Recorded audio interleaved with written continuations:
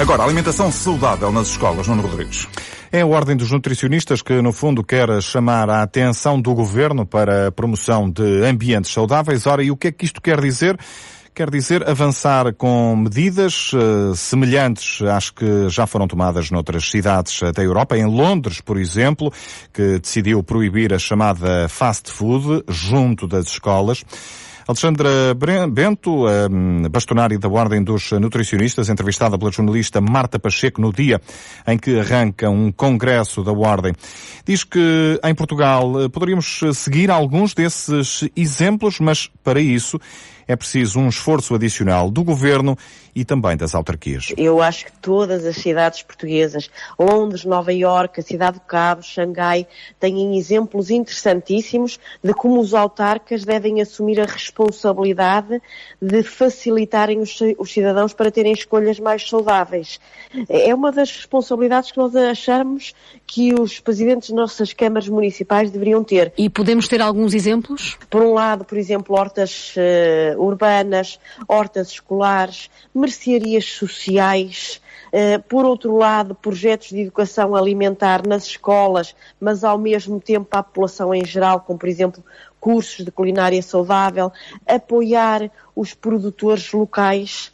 É muito importante esta cultura de proximidade, nós conseguirmos ter produtos alimentares que sejam de proximidade. Estamos por um lado a desenvolver a economia local, mas por outro lado a termos produtos alimentares que são mais sustentáveis. E do ponto de vista nutricional também não percorreram tantos quilómetros, não houve tanta perda nutricional.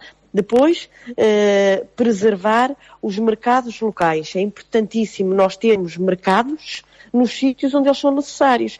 Se à volta da minha zona de residência eu não tenho oferta alimentar que seja saudável, com mercearias saudáveis, com supermercados que sejam saudáveis, também tudo será mais difícil. E por outro lado, é preciso fazer uma identificação daquilo que são as franjas da população com dificuldades económicas para o acesso aos alimentos.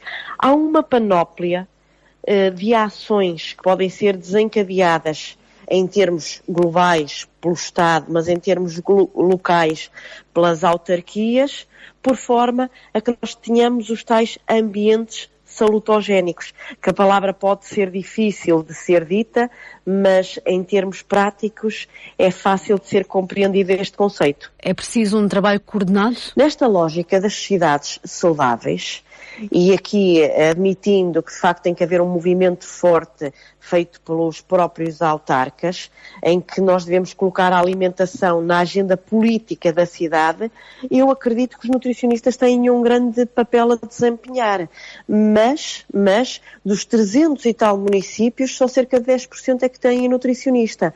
E aqui há alguns municípios que estão a iniciar um movimento muito interessante. Gaia está a iniciar um movimento interessante, a Câmara Municipal de Porto também está a iniciar um movimento interessante, e aliás vai nos dar conta dele no Congresso. Sintra também está a iniciar este movimento. Portanto, eu diria que mais do que iniciar, é preciso perpetuá-lo e que os municípios que não olham para estas questões perceberem que também têm a responsabilidade na saúde dos seus municípios através de hábitos alimentares saudáveis. E se no SNS o número de nutricionistas é insuficiente e toda a dificuldade para a contratação é conhecida desde as autorizações, desde logo do Ministério da Saúde, mas também do Ministério das Finanças, e toda a dificuldade para o aumento dos nutricionistas, no poder local só não tem nutricionista quem não quer. A questão dos ambientes saudáveis pode também aplicar-se aos supermercados, aos locais onde se vendem os alimentos. Que papel é que podem ter as grandes superfícies, nomeadamente os supermercados, nesta questão? Desde logo, ter oferta alimentar verdadeiramente saudável dentro dos supermercados.